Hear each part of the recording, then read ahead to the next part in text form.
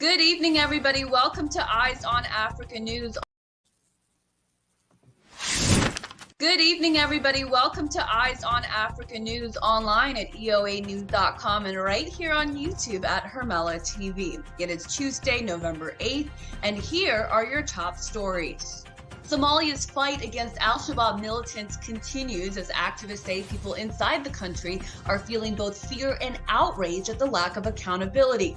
Al-Shabab has claimed responsibility for several attacks in the last few months, including a raid of a hotel in the capital of Mogadishu that killed dozens and car bombings that killed more than 100 and injured 300 others. We'll speak with an activist on the ground about why the people are taking matters into their own hands. Some high-level meetings are taking place in Egypt, where the UN Climate Change Conference continues this week, but it's not all about the environment. How Eastern African countries are coming together around the fighting in the Democratic Republic of Congo.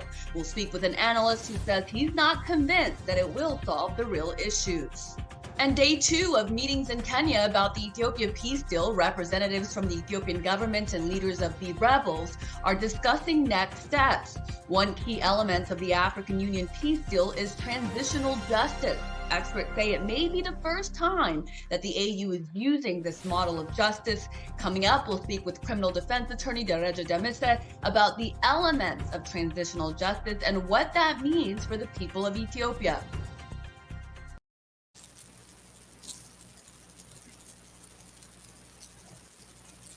All right, it's no secret who my guest is because I think you guys got a peek at the top of the show.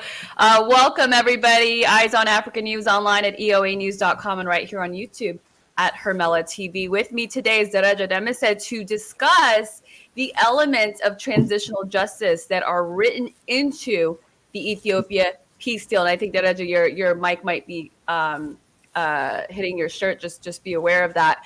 But one way I think to help explain what transitional justice is to talk about the opposite, which seems to be, according to some write-up I saw, what Ethiopia might be used to in modern history. So the opposite of transitional justice is victor's justice. So whoever wins, just one way applies punitive measures. So the opposite of that is transitional justice. What does that look like?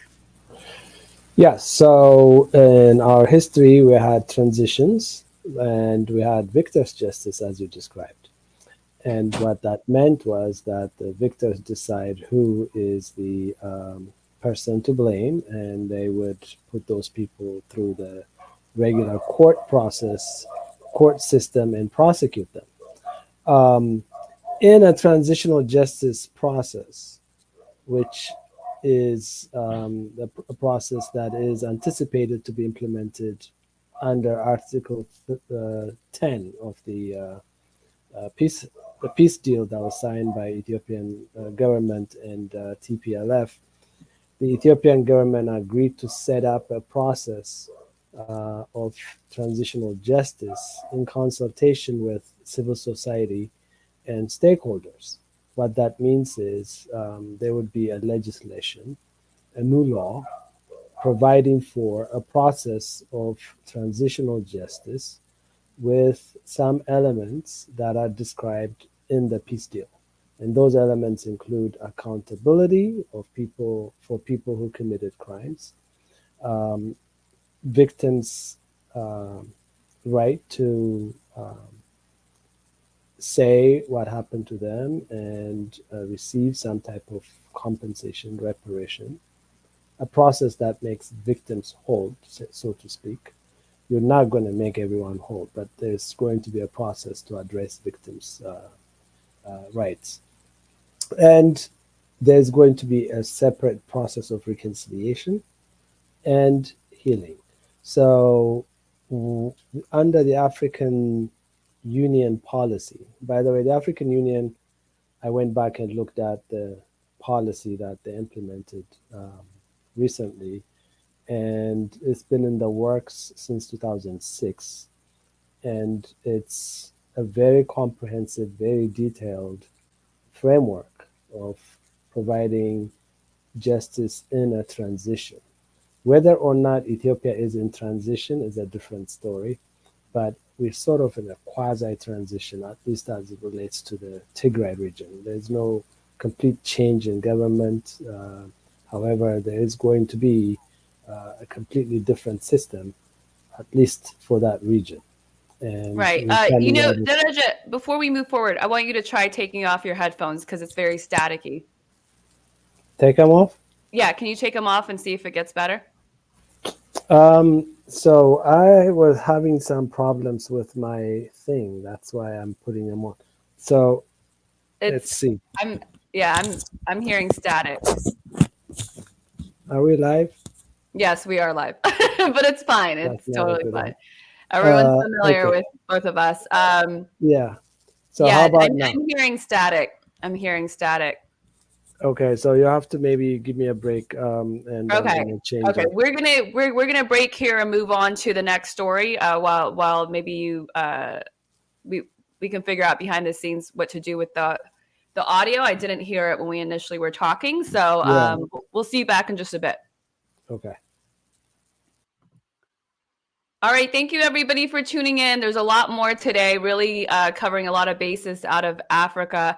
Daraja Demisa will be back. I really want you guys to hear the explanation of transitional justice, what Ethiopia is used to, at least in modern history, starting with the transition from the Haile Selassie era to the Derg overthrow of the Haile Selassie regime, is that whoever wins gets to apply the punitive measures in the way that they see fit. And it appears the other side is just waiting to get its chance to do the same. And so this is different in that it's thinking long term. It's thinking about how to best get justice to the best to the capacity that the country has.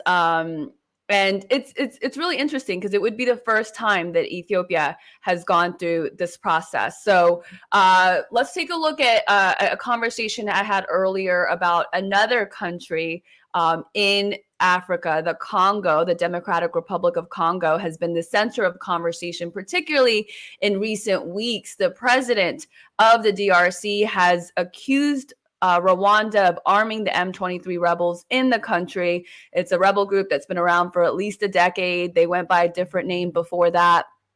And they are operating within Congo, fighting the Congolese government. So earlier, I spoke with a friend of the show, an analyst for the research, the Center for Research on the Congo Kinshasa, Kambale Musavili, and he was discussing or referring to some meetings that happened in Egypt, Sharm el-Sheikh, the city where the United Nations Climate Change Conference is happening, is where President Ruto of Kenya, President Kagame of Rwanda, the Prime Minister of the DRC, although not the president of the DRC, were there discussing the issues of insecurity in the DRC. So I asked Kambale what he thought that meeting meant. It was a meeting of several Eastern Africa countries that appeared to be looking at the issue in an effort to resolve it, but he's not so sure. Let's take a look at that interview with him.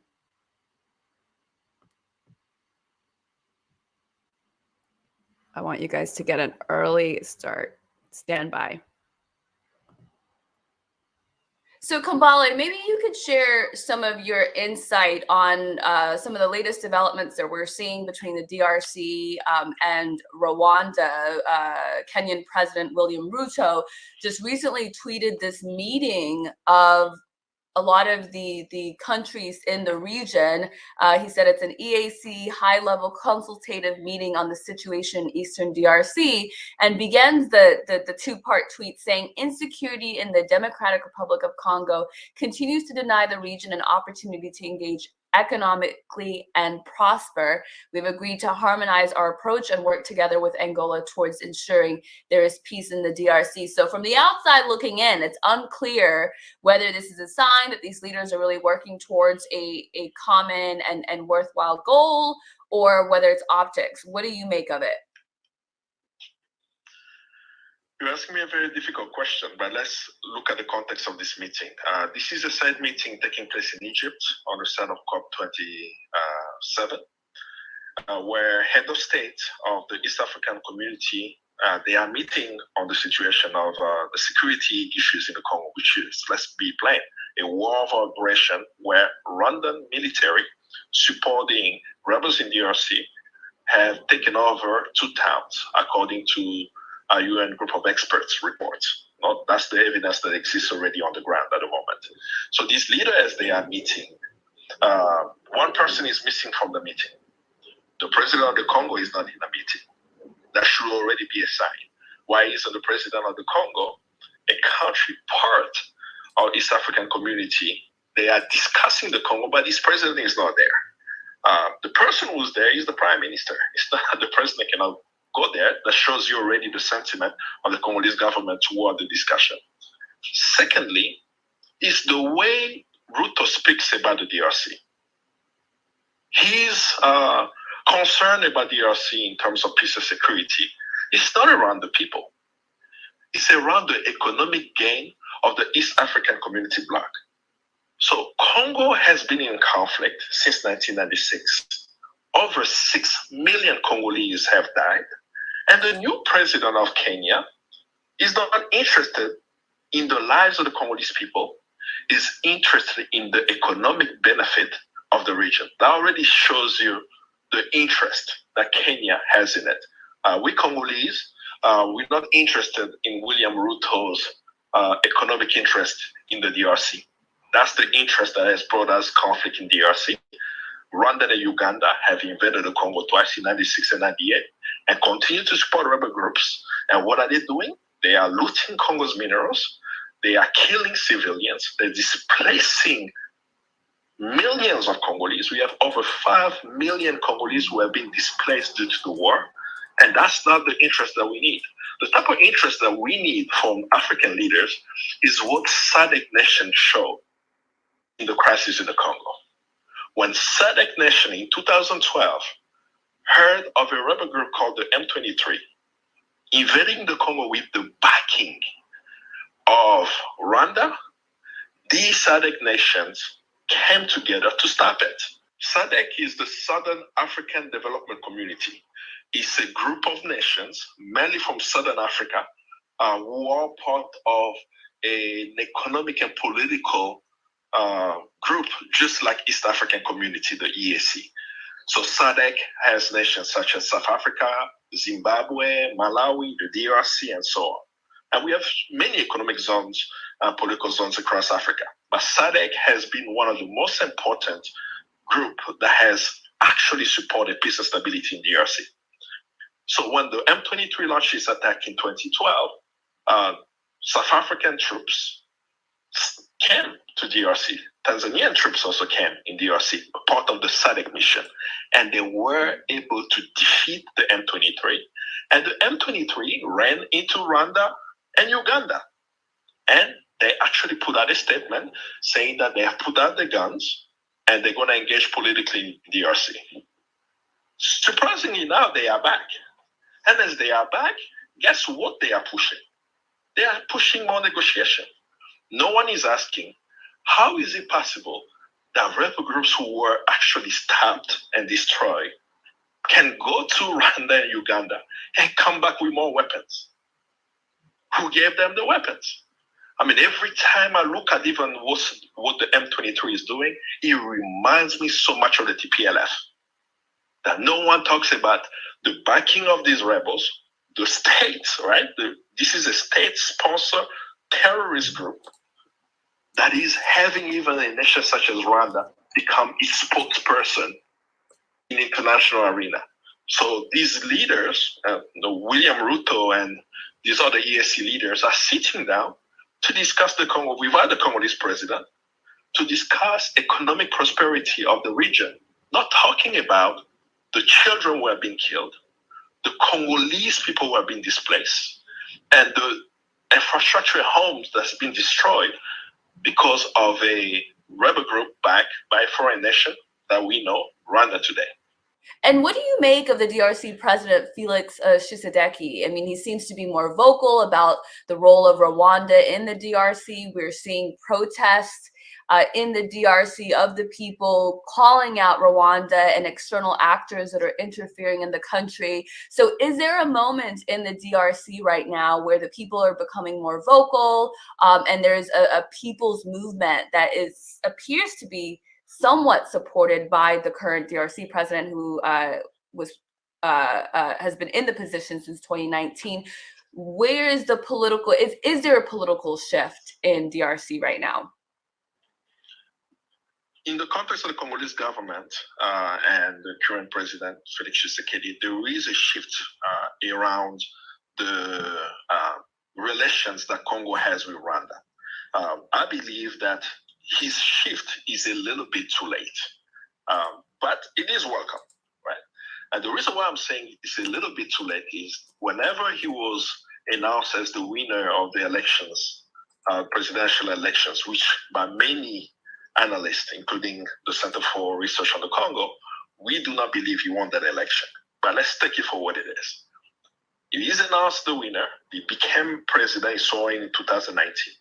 He took the position of diplomacy with Rwanda.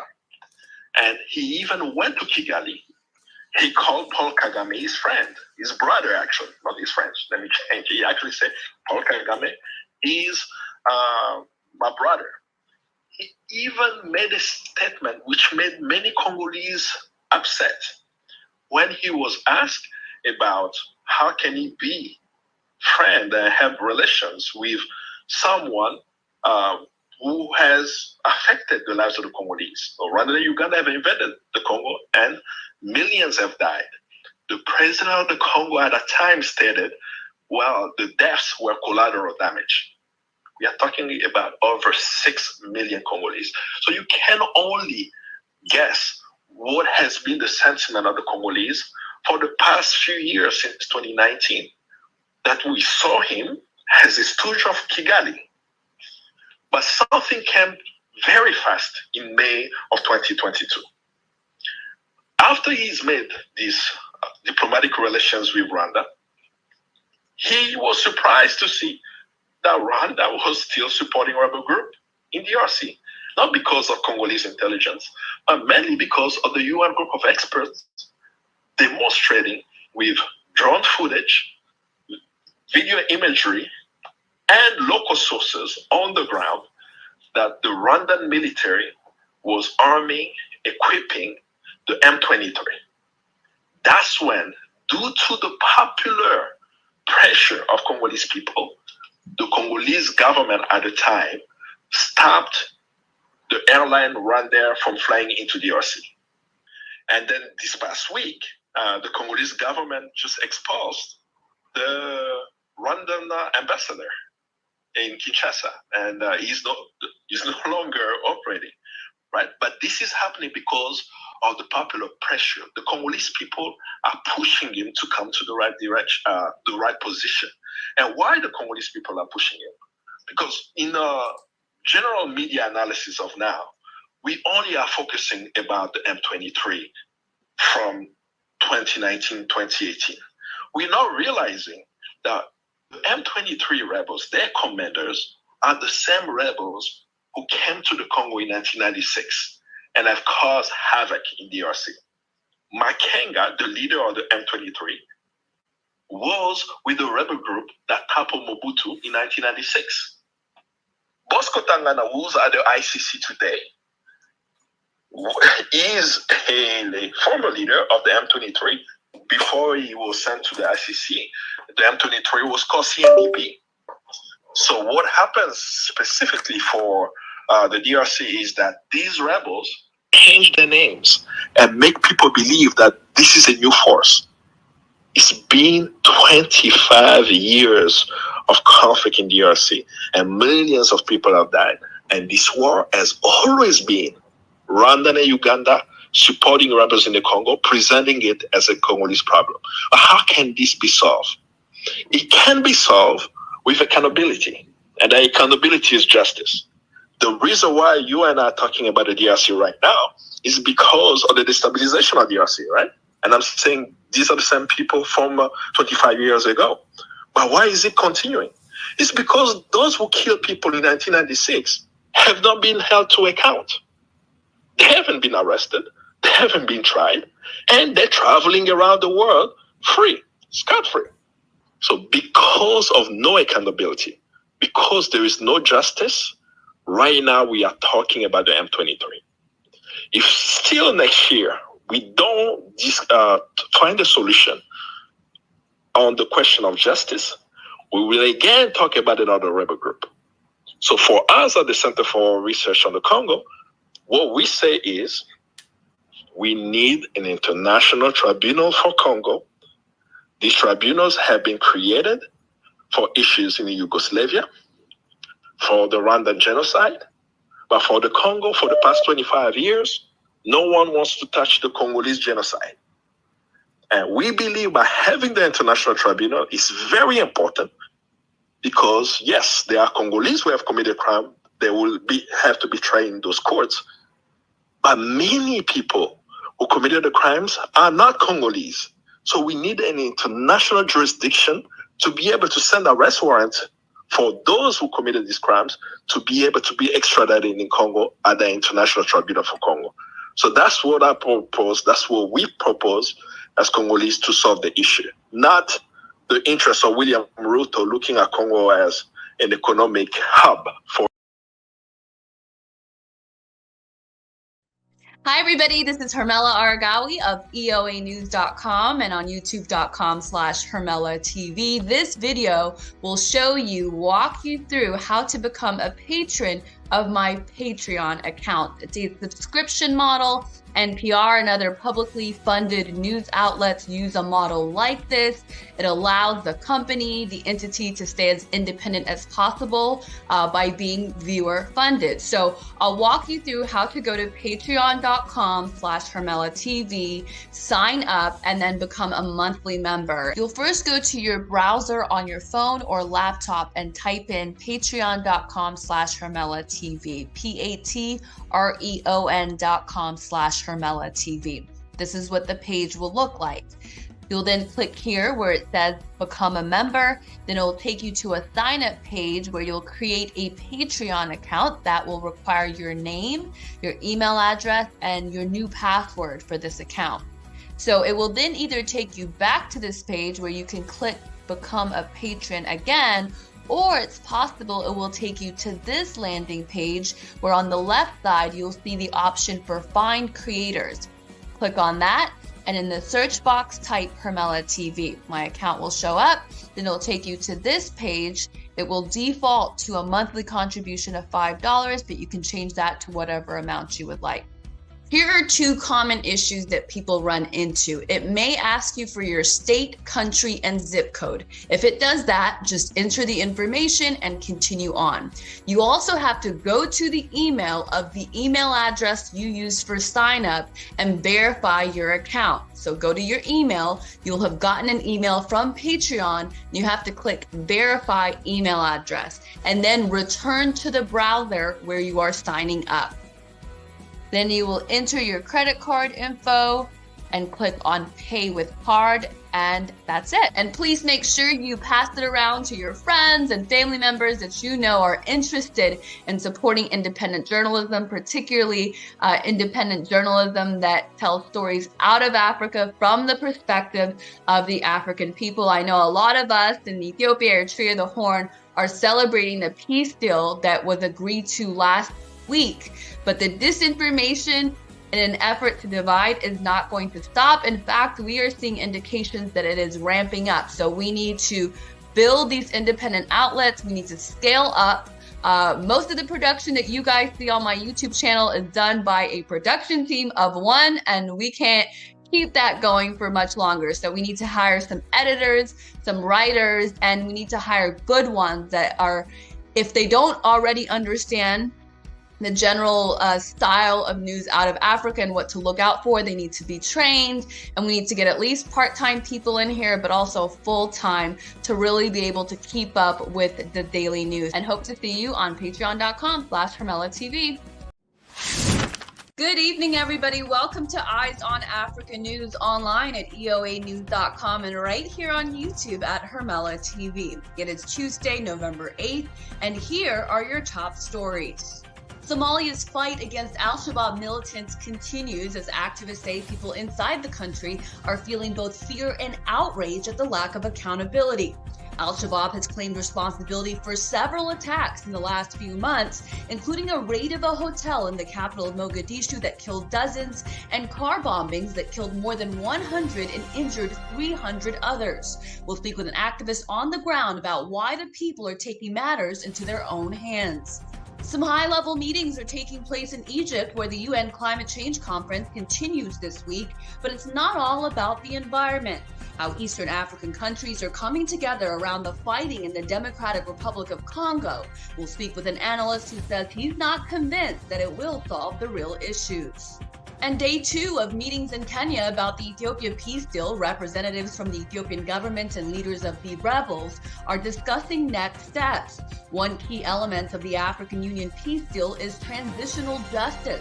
Experts say it may be the first time that the AU is using this model of justice. Coming up, we'll speak with criminal defense attorney Dereja Demise about the elements of transitional justice and what that means for the people of Ethiopia.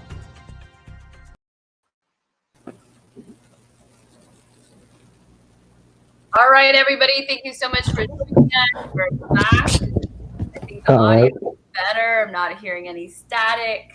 We're going to get right into this conversation about transitional justice. Let me just read the UN definition of it. I don't know how helpful it is, but it'll give us a starting point.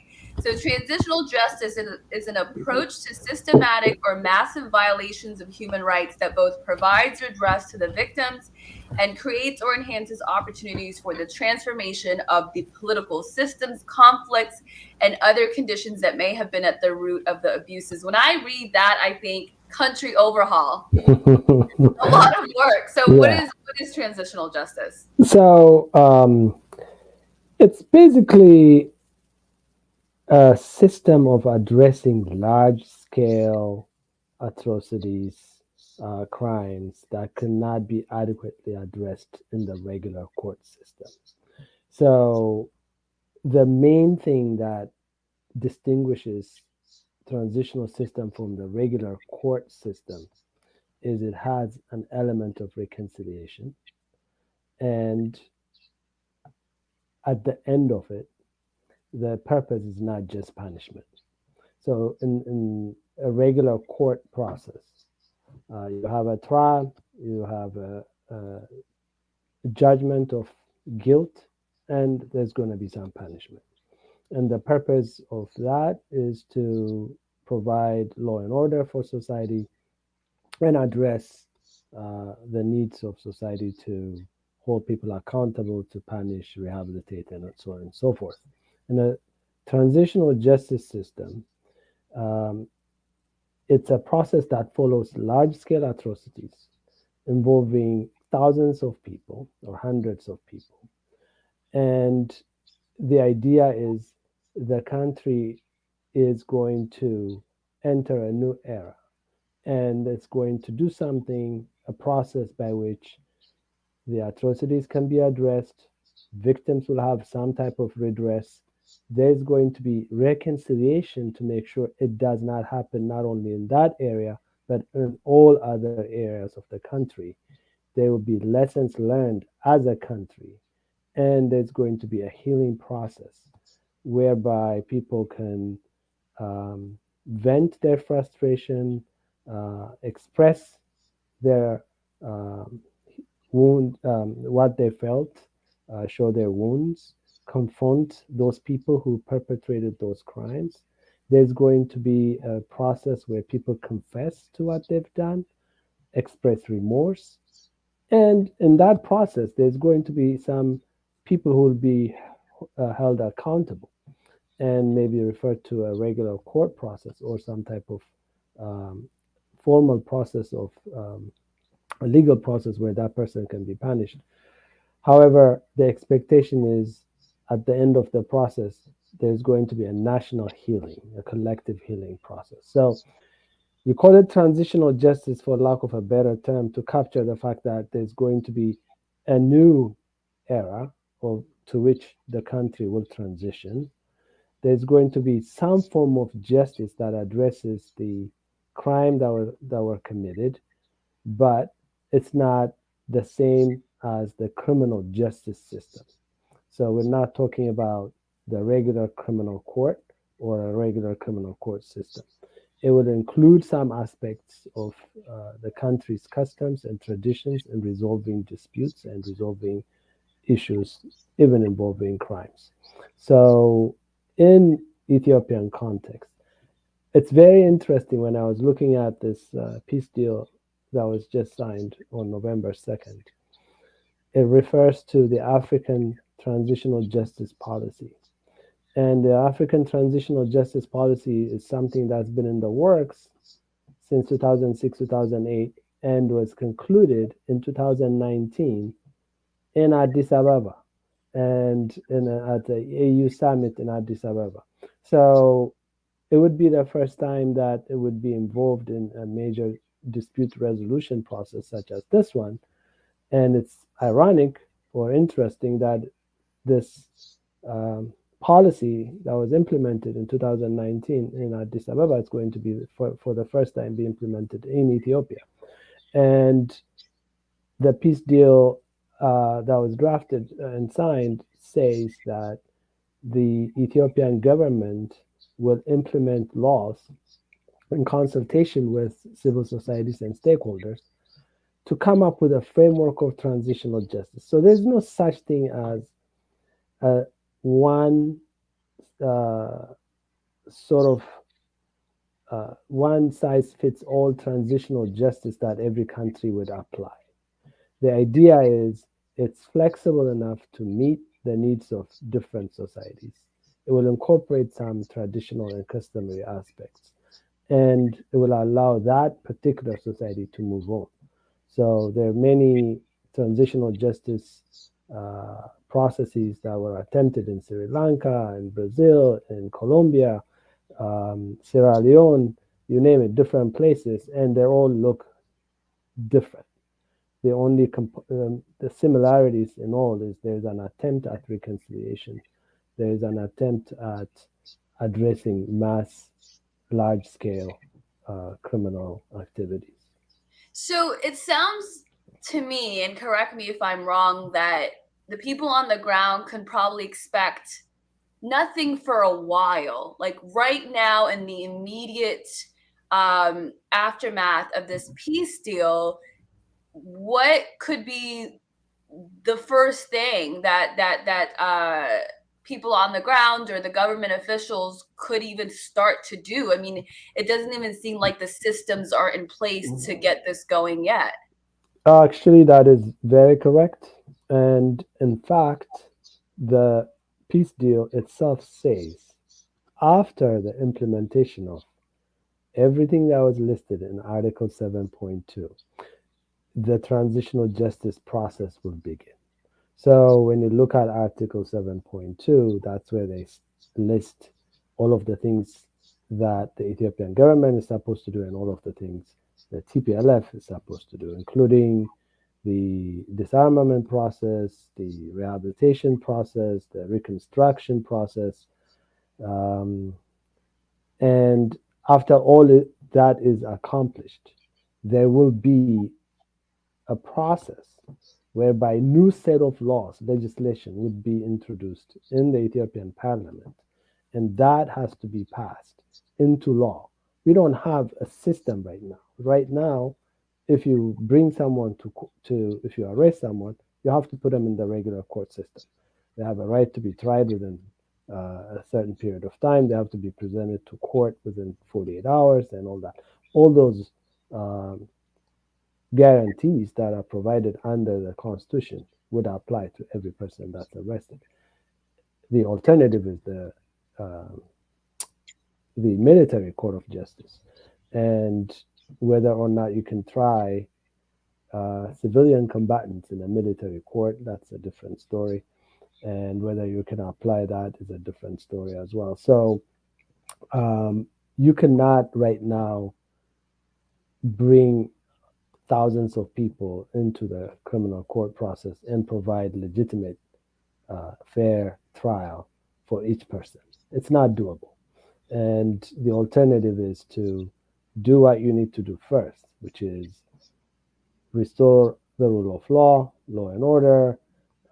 You have the space to have a consultative process whereby you can bring in stakeholders to come up with a policy of restorative and transitional justice, and then pass a law that provides for substantive as well as procedural provisions to accomplish that. And after all that, have a process of implementation. So I think this is a process that would take 2, 3, 4, 5 years. It's not going to happen overnight, and it's not designed to happen overnight. Like any process that involves reconciliation and healing, it's going to take a significant amount of time. The idea is also to use this process to educate people. And you need to have this televised to some extent. You need to have it translated into different languages. People need to draw lessons from this. There has to be investigation and documentation of the crimes. And that's also is done by the Transitional Justice Commission. Under the African Transitional Justice Policy, you would have multiple commissions. The commission that provides for the transitional justice is sort of a different commission that oversees the reconciliation process. So you may have multiple commissions and multiple stages, and there's going to be a lengthy process. Interesting. So, in terms of the type of laws that Ethiopia could pass, is it alternative forms of judicial process, something faster, something that says you don't have to go through the same process that you would in regular hearings, or what kind of laws would need to get passed before seeing this through? Yeah, so the law needs to provide for a staggered appearance of different levels of culpability, people with different culpability. For example, you don't want to mix people who are suspected of committing large scale atrocities, who commanded, for example, the killing of people in Maikadra or another setting, right? With someone who carried out maybe a single incident of murder or mayhem or some type of physical assault. You don't want to mix that with someone who's charged with sexual assault, for example. So you need to create a system of grouping people, number one. You have also crimes committed in different areas. So in order to bring victims and perpetrators together, you need to delineate areas, and you need to also have these events take place at the localities where the crime took place. And it's going to be in the Tigray region, Amhara region, Afar region. You're covering a large area that is as big as some of these African countries. So when you talk about incidents that involve millions of people, that covers such a large area of land, you'd have to have a system where you're properly grouping people. You have to provide sometimes translators for victims and also perpetrators. You need to create a group of individuals who would oversee the process. So you have to train those people. We don't have enough people trained in law right now to cover even this type of process. So there's going to be a large scale training for people who would oversee this. There's going to be a commission that would oversee that. So And do we have a sense if that this commission, because this was an African Union-led peace deal that included other African countries and leaders of other African countries, what does the transitional committee or body look like? Is it something that, do we have a sense of that from the peace deal? Is it going to be made up of Ethiopians within Ethiopia, or is there a language that suggests that other Africans can actually be a part of getting transitional justice in the country? Usually, you don't involve foreigners in this type of setting. Not only that, this is going to be a purely Ethiopian-led, Ethiopian-managed affair, because you can imagine the technical difficulties of providing for translators and having people educating people on the local customs and culture and all that. So, and you don't need them. I mean, it's not a situation where you're going to have a formal trial of people with prosecutors and judges. That's not going to happen. That's not what this is about. This is a process where you have perpetrators, victims, you have a group of people who are watching what's happening. You have individuals who are overseeing this process for the low level people, right? And then when you get to a point where you have to hold individuals accountable for serious acts of atrocities, then you would have to bring those people, some of those people, into a regular court where they're going to be prosecuted. Um, there's some talk about in the African transitional justice policy, there's reference about incorporating traditions and customs. In Ethiopian context, um, customarily, when someone commits a crime, there's a process by which they confess, they hear what the victim has to say, they make reparations, and then there's some type of reconciliation. So that aspect can be included, but it all depends on what goes into the legislation, because the peace deal says there's going to be a law that would be enacted by the Ethiopian parliament. So what that law is going to look like would inform what the process is going to be like.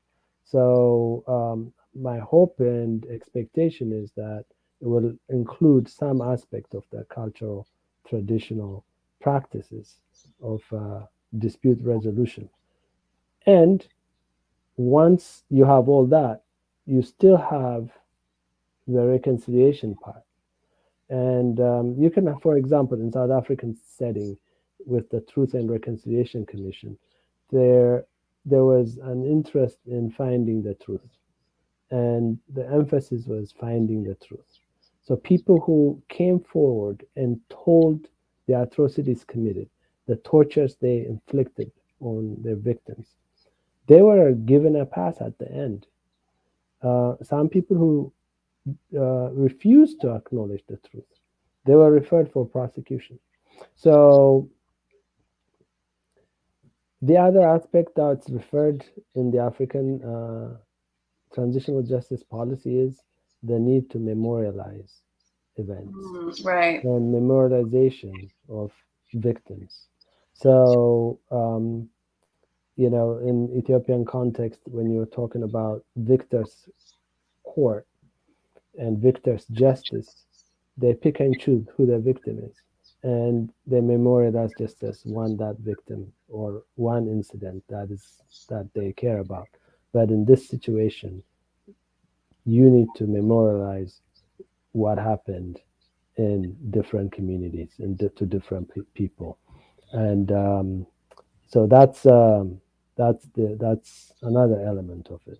Yeah, and it seems like an important one. I mean, we've talked about this before, this idea that we shouldn't put up this victor's monument no matter what, how this war ended, because so many lives had been lost. And every time, at least in recent history, when a war is won, there's something put up by the victors, and the all the loss really gets lost in it. So the idea of memorializing what the cost of this war was, it seems like it would do a service in the future. Can you talk a little bit about the way that we have done it, Ethiopia, when I say we, has done it in recent decades, when the Derg overthrew the Haile Selassie regime, and then the TPLF-led coalition overthrew the Derg? How was it done then? And then in 2018, when there was a transition, a much more peaceful transition, how do those transitions compare to what we're trying to do, what Ethiopia is trying to do now? Yeah, that's an interesting point, and I think it provides a fertile ground for discussion of what should happen at the end of a conflict, and whether how you resolve that conflict and how you deal with the aftermath of that conflict affects how well you can move on and allows your ability not to repeat, not to have to not to avoid similar conflict in the future. So in 1974, when the Derg took over and overthrew the monarchy, again, they arrested over more than 60 former officials, but they executed 60 of them without trial. Initially, they said they were going to give them a fair trial. They were detained. They set up some type of commission to study what should happen to them. The commission was supposed to recommend the Marmari Commission, is what they were saying. That was referred to investigation commission. And it had some prominent people, including Professor Mesfin Waldemariam and others. But then the Derg co-opted that process and executed 60 of them. That really set the tone for the country. Up until that time, there was not a tradition of mass execution. People it was a shock to the entire system and the entire society. Even during Haile Selassie, when there was an attempt to overthrow the king, the government only killed 2 people. One of them was almost wounded, and basically I think he was almost dead, but the Germame Nuai and Mengistu Nuai, those 2 people were the ones who were executed. Everyone else was given very minor sentences. But moving forward, the Derg took over, killed all those people. And that really, I think, set a tone for what followed with the Red Terror and all that. Killing became an accepted means of resolving disputes. Then came the TPLF. They took over. They jailed a bunch of a lot of former officials, charged them with genocide and different crimes. They were given sentences of life, imprisonment, and all that. I think some might have received the death penalty. I'm not sure. No one from any other warring faction, whether it's the EPLF or TPLF or OLF or any other group, was prosecuted for anything. Okay. I mean, it's inconceivable that there was no atrocity whatsoever by anyone else, right? Not that I'm, advocating that Derg officials should not be prosecuted, but they were the only ones who were prosecuted. So that's what you referred to as Victor's Court. And then when Prime Minister Abiy Ahmed came to power, he pretty much said, we can't afford to jail everyone. We don't have enough space, even if you want to, do that. It's not practical. Let's just forgive everyone and move on. And that also emboldened some people, right? And so when the government tried to arrest the former security head and sent police officers, federal police, to Mekelle to make an arrest, you remember what they did to them? They arrested the police. They arrested the federal police and sent them back. So that's what I meant by emboldening the people who should face some accountability. So you can't not do anything, and you can't also just blame the other side and completely provide victor's justice. There's also another model, though, which is what happened in the US context after the United States Civil War in 1865. So, after 5 years of carnage, which claimed 620,000 people's lives, the Confederate army surrendered to the Union Army. And at that time, they could have prosecuted everyone or arrested a lot of them.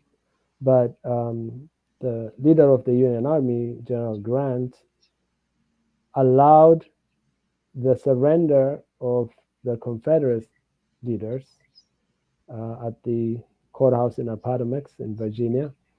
He allowed them to come in with their sidearms and allowed them to leave with sidearms and their mule. And that allowed the South to move on. However, because there was no retribution or there was no accountability, a lot of those people ended up becoming, not a lot of them, significant number of the Confederacy became part of the KKK that then perpetrated a lot of atrocities against the Black people. There was a lot of problems following that. However, you can say because of that magnanimous act, the hatred or the tension between the South and the North was lessened. Assume, for example, all those people were killed or murdered or prosecuted or arrested. How would this country been able to move on from that situation? Would they have succeeded to continue to build a nation without another civil war in the coming 150 years, right? So the idea is after a conflict, you want to have a process that left people to say, okay, I'm willing to move on. I've learned a lesson. What we have gone through is something that should not be repeated. And I'm committed to moving forward. I'm not looking back. If I look back, it's to remember those who lost their lives, who suffered, not as a way of inspiring people to take revenge, but as a way of inspiring people to remember that and not allow it to happen again. So that is I think that's, to me, that is the goal of transitional justice with a component of reconciliation and healing. Yeah, there's a couple of very specific questions. Messai is asking what is going to happen to some of the soldiers within ENDF that sided with TPLF during that Northern Command attack. Is there levels to this, or is there, is everyone kind of looked at the same, whether it's a TPLF cadre that assaulted somebody or killed somebody within the Ethiopian military that turned on their comrades? I mean, is there a distinction rather? Yeah. So the issue with the military people, they've sort of violated two set of laws. One is, especially if they are active duty military, they've violated a military code of conduct and military law, so they would be subject to court martial. And then if they committed additional atrocities, that would be another process. So I can anticipate for higher level military people, there's got to be some type of military court tribunal or military court process, unless that legislation that would be passed says that would be wrapped into, their violation would be wrapped into the transitional justice process. Because as a military, I know the military is very sensitive about, not just Ethiopian military, everywhere, very sensitive about making sure that the soldiers have abide by their code of conduct, and you don't want to set an example where you do that kind of atrocity or act of treason and get away with it. However, this is a unique situation. So, and a lot of the people who are negotiating, including the top commanders, were our former military officials, and I'm pretty sure that it's going to be very hard to make them accountable on the military tribunal side. So my guess is there may be some type of process. You know, with the military, you also have pensions, you have benefits. Are they going to continue to get those benefits? I don't know. Maybe that's something the government is going to look at. But again, this is a trade off. You are trading off holding people accountable, being able to punish them for some type of guarantee through this process that this would not be repeated elsewhere in Ethiopia, or would not be repeated in that region. Right. It would be a first, I guess, in modern history. Is there anyone that appears to be immune? And what I mean by that is those representatives, TPLF representatives that were in South Africa and are now in Nairobi, are they essentially immune because they are commanding from a distance, or is it possible that they could be brought into the fold?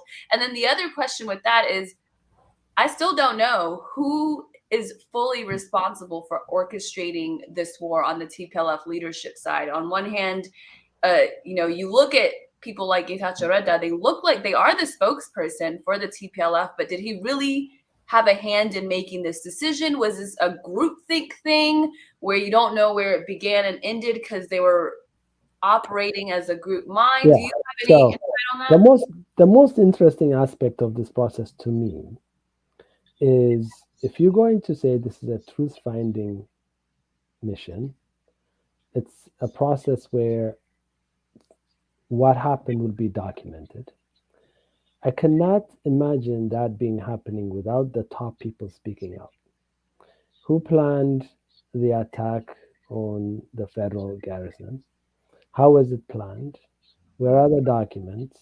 Who sat in these meetings? Who said what? If you can't have those people responsible or accountable, and whether you punish them or not, if you don't have them go through this process and come clean and tell you what really happened, how are you going to ask the rank and file and the low level people to do that? So at some point, you're going to have to decide how you're going to get this done, from top to mid level, and the bottom rank and file is the least problematic, right? So most of the time they would say we were told to do this, or we were ordered, and maybe we went a little bit overboard, and we got carried away. But then you need the people who gave commands, and both sides. It cannot just be the TPLF side. There are, soldiers right now who are being prosecuted by the Ethiopian government, Ethiopian soldiers. 30 plus soldiers are in court proceedings. So, who organized the Maikadra massacre? Okay, how was it? Who knew what? And that's the stuff that you need to know. Not just the guy who went from house to house and selected people for killing, but who organized that, and how high does it go? And that's the kind of stuff that you need to ask, not just the mid-level people, but the top people, including the leaders. Yeah, it seems to me a lot of the lower level people probably woke up in a nightmare like everyone else. I mean, the perpetrators and the victims both. When I read about how my cadre happened, the level of fear that was among everybody and that provoked some of the atrocities, you can't help but empathize even with the perpetrators who were basically told that death was coming and then did some really egregious things. So I would hope at the top there's some clarity about what happened, who decided this, who thought that this was a good idea. One of the people you brought up, I believe you were talking about Getachew Asafa, the former intelligence head. Do you know anything about where he is? There's some rumors that he might have been the mastermind in all this. It just doesn't seem to me that Getachew Reda and Saad Khan were the ones that decided this is how it was going to go. I have no idea. I have no information. But the other aspect is you're going to have some victims who come forward and say, I was attacked by, soldiers who look like they were Eritrean, for example. And how do you do that? How do you provide accountability? That's another problem. One second. It's okay. We're gonna wrap up. I have a dog in my office here, so I have to let her. We're live. No, it's we're wrapping it anyway. So so you're gonna have that problem, and this is not going to be a process that is so clean and well run and without any problems. Going to have issues. But the point is, everyone needs to understand there is not a clean way of doing this. This you cannot bring thousands of people to criminal court. Even if you want to prosecute everyone, you can't provide a lawyer and guarantee them a fair and just trial. If you put them in the regular criminal court, it's not going to happen. It's impossible. Let alone Ethiopia, even the United States cannot do that. Right now, just coming out of the pandemic, the court system is clogged up just from not having operated for several months. And, there are a lot of people who are languishing in jail beyond the set time for speedy trial. If you're talking about 100,000 people in Ethiopia, you're not going to be able to do that. But we can do something, and this is probably the next best thing we can do. Yeah, a lot, really, really a lot to unpack. Daraja Demise, thank you so much for your time, for your insight. We hope to see you again to unpack some more of this peace deal. Thank you. Good night. Bye.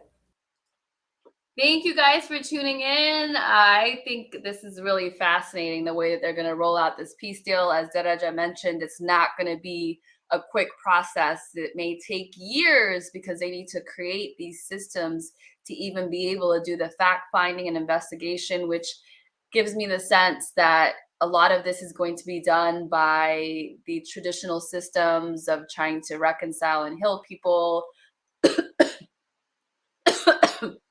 Excuse me. All right. We're going to toss to the segment on Somalia. Here you go. Joining me now to discuss the latest is Abdurrahman Rassas, who is a Somali activist based in Somalia. Abdurrahman, thank you so much for making the time. First of all, we're looking at the increase in frequency of these Al-Shabab attacks. What is happening? Thank you, Hermela, for having me in your show. What's happening, it's actually, it's kind of like weird things because this Al-Shabab, it's kind of like a monster that is agitated every time that actually foreigners would like to intimidate or put in pressure whatsoever kind of government that might come in Somalia, who would like to actually rebuild the institution of the country. So every time that you have that kind of like a path forward, immediately you have that kind of a puppet that is agitated. So what we are seeing recently, the increase of the attacks of Al-Shabab, can be seen in that light, but also is the fact that actually since a couple of months there is a popular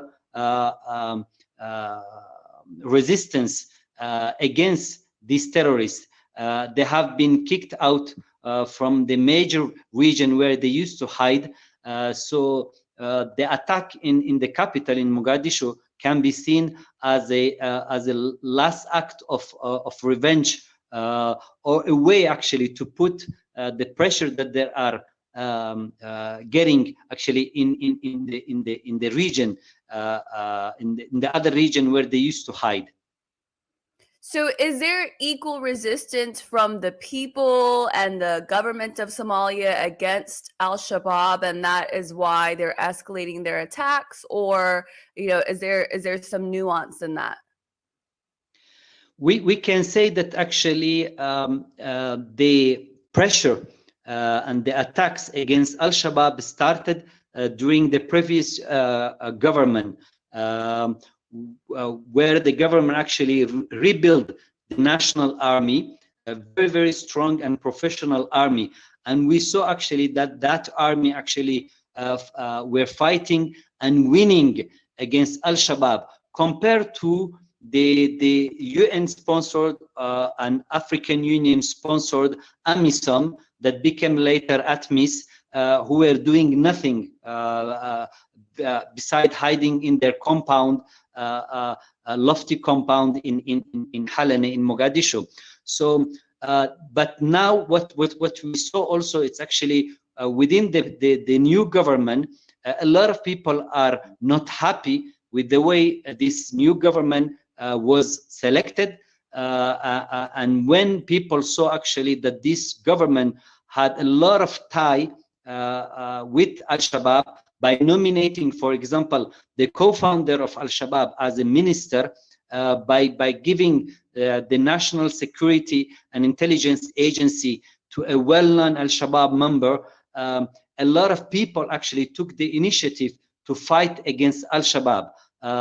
These people are called the Ma'awisle in the Somali language, but it's a popular uprising against these terrorists, because they see that this government is doing nothing apart rewarding actually the worst notorious terrorists who have the blood of hundreds and hundreds of innocent people with key position in the government. So yes, the Somali National Army is still fighting. The people are joining them, but the biggest missing case here, it's the government of Hassan Sheikh Mohamud. Until now, he didn't bring the 5,000 well-trained army by the Eritrean government. He didn't bring them in Somalia to fight against Al-Shabaab. Instead, the guy is busy actually traveling to country, to just traveling around the world, while actually he's just putting in key position in the government some very related family clan member who used to be member of Al-Shabaab, the terrorist group. Yeah, from the outside looking in, you had Al-Shabaab largely dormant, or at least pushed off to the rural areas in the south for what seemed like years under President Farmajo. And then in May, when President Hassan Sheikh Mohamud, who previously had been in charge of the country during the TPLF era in Ethiopia, when he comes in, the US troops are sent at the same time. And then a few months later in August, we see the hotel attack. And then recently we see the car bombing. So, I mean, from the outside looking in, this is all certainly anecdotal, and it's difficult to make the connections directly, but maybe you can, and it sounds like you are, that with this current president, there's an uptick, a serious uptick in Al-Shabaab attacks. So is there a reason that they are trying to include certain Al-Shabaab leaders or previous Al-Shabaab leaders into the fold? What value is there for President Hassan Sheikh Mohamud to do this? To be honest, a lot of people here in Somalia were ready to give some kind of to trust Hassan Sheikh Mohamud. Although, like a lot of people were very careful, because this guy, he was actually president a couple of years ago, and it was a very disastrous period. It was a period actually that witnessed a lot of killings of MPs. The biggest number of journalists were assassinated. So a lot of people actually used to have like some doubt about the relation between Hassan Sheikh and Al-Shabab, knowing actually that key people who are leader of Al-Shabab are a close relative of Hassan Sheikh. And when he came with the idea or the slogan of Somali Heshisa, Dunida Heshisa, meaning I will work on actually bringing peace between and within the Somali.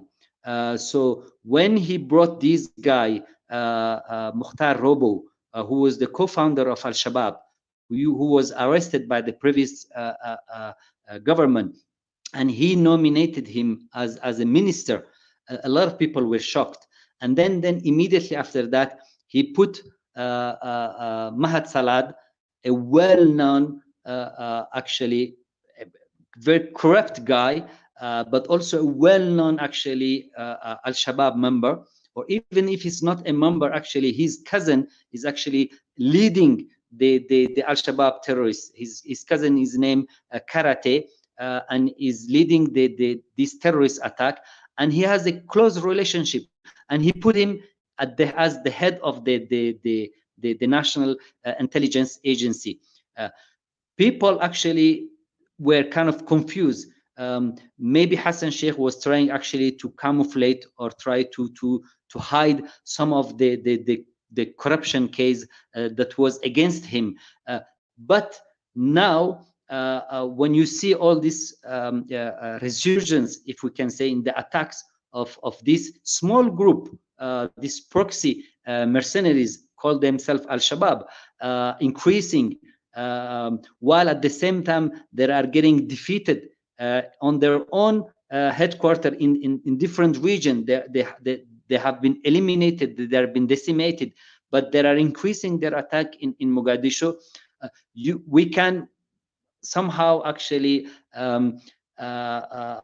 see kind of like a pattern of the old Hassan Sheikh, the corrupt Hassan Sheikh, with his old game, tricky games, actually trying to defer the attention, because while there is this emergency and attacks happening, he's not convening the parliament.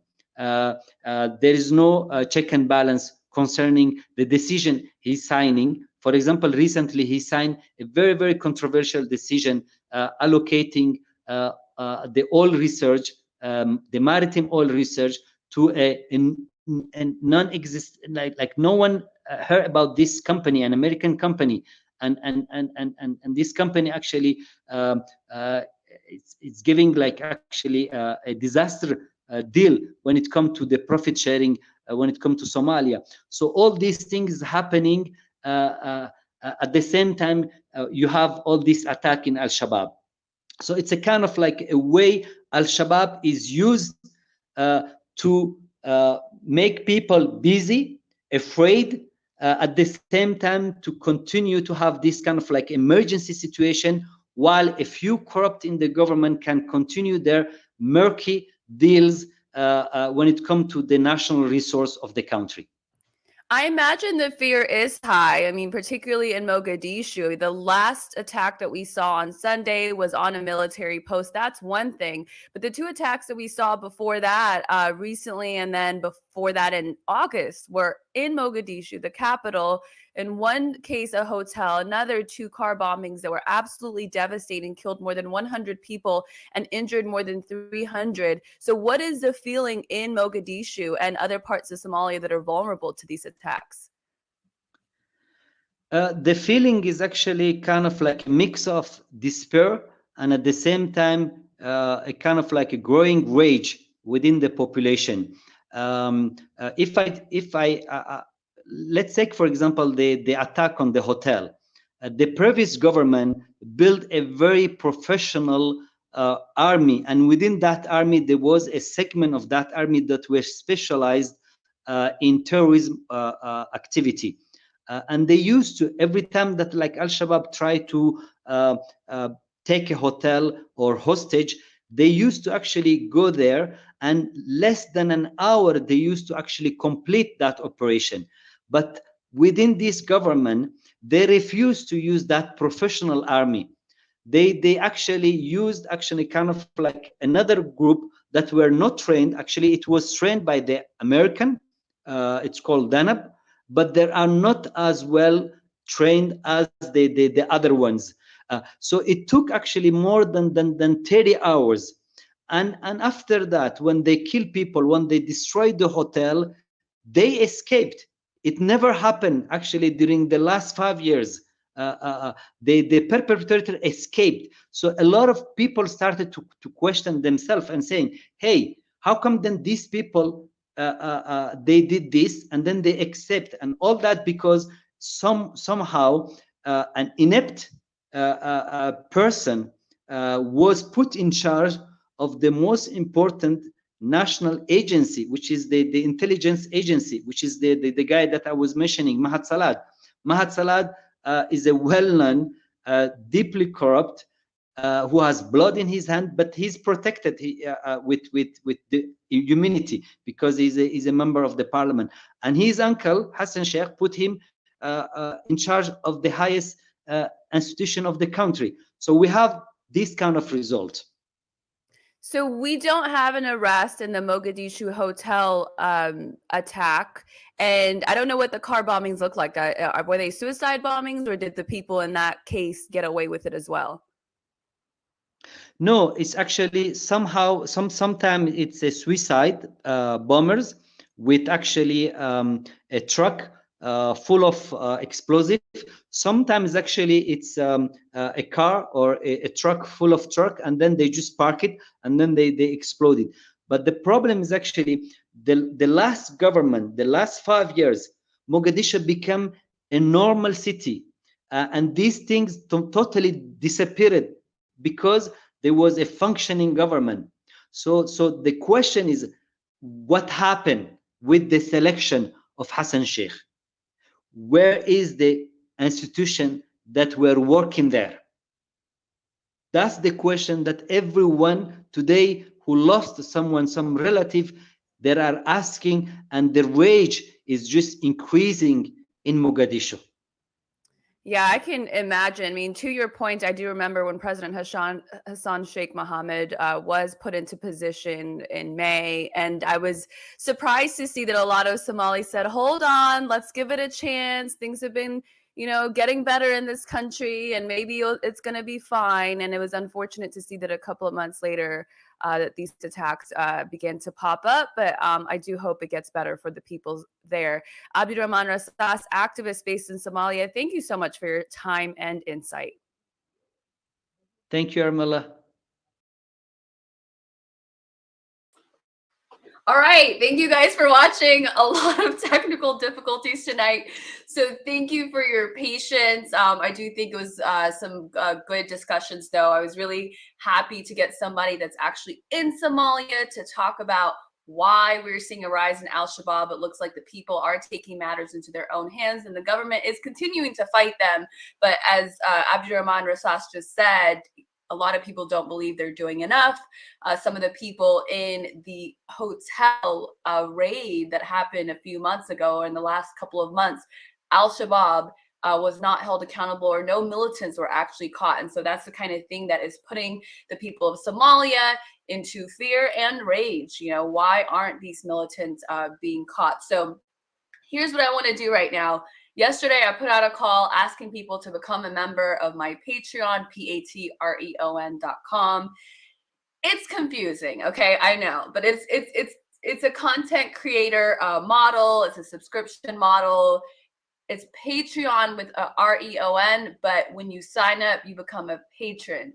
Don't ask me why they did it. I think it's a really confusing thing for marketing, but a bunch of people did answer the call. So I just want to take this moment to give a shout out to all the people that are now new patrons of Hermela TV. Belai Balete, Jay Segubo, Binyam Chepsi, Dereja Devise, Gideon, Beti Mulgeta, RS, Alamayo Casa, Tababu, Iyo Alamu, Bruktawit Worko, Samuel Hyland, TG Tijil, Alama, Demise Boko, Zodu Balacho, Akwandumu, Mesfin Dejana Asfal, Mekdes Bakere, Helena Amare, Bebe Walda Manuel, Dereja Haila. These are all new in the last 24 hours. So thank you so much, Frehiwet Bakere, West Alam, Johannes Vere, Ad Eden Adamu, Malaku Seifu Argao, Nega Legese, Ezra Shume, Isaac Abraham, and this might be going to the last 48 hours, Almaz Tensai, Belina Chandraje, Teredros Bakere, Hussein Luha, and then Juju, I'll end with you because I know you're watching now because I see your comments. So thank you to all the new members of Patreon. If you haven't become a member already, I'm going to play the step-by-step instructions. It can be whatever amount. It's just for the concept of supporting independent journalism, getting some staff in here so I'm not pressing all the buttons. But we will be back tomorrow night at 6 p.m. Pacific Standard Time with the latest top stories and analysis out of Africa. If you have not become a Patreon member, here is how you do that. Good night. Thank you so much for watching. See you tomorrow. Hi, everybody. This is Hermela Aragawi of EOAnews.com and on YouTube.com/Hermela TV. This video will walk you through how to become a patron of my Patreon account. It's a subscription model. NPR and other publicly funded news outlets use a model like this. It allows the company, the entity, to stay as independent as possible by being viewer funded. So I'll walk you through how to go to patreon.com/Hermela TV, sign up, and then become a monthly member. You'll first go to your browser on your phone or laptop and type in patreon.com/Hermela TV, patreon.com/Hermela TV. This is what the page will look like. You'll then click here where it says become a member. Then it will take you to a sign up page where you'll create a Patreon account that will require your name, your email address, and your new password for this account. So it will then either take you back to this page where you can click become a patron again, or it's possible it will take you to this landing page where on the left side you'll see the option for find creators. Click on that, and in the search box type Hermela TV. My account will show up, then it'll take you to this page. It will default to a monthly contribution of $5, but you can change that to whatever amount you would like. Here are two common issues that people run into. It may ask you for your state, country, and zip code. If it does that, just enter the information and continue on.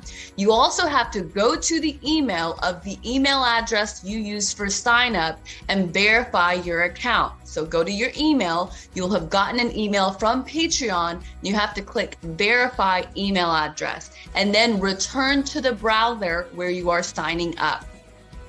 Then you will enter your credit card info and click on pay with card, and that's it. And please make sure you pass it around to your friends and family members that you know are interested in supporting independent journalism, particularly independent journalism that tells stories out of Africa from the perspective of the African people. I know a lot of us in Ethiopia, Eritrea, the Horn are celebrating the peace deal that was agreed to last week, but the disinformation in an effort to divide is not going to stop. In fact, we are seeing indications that it is ramping up. So we need to build these independent outlets. We need to scale up.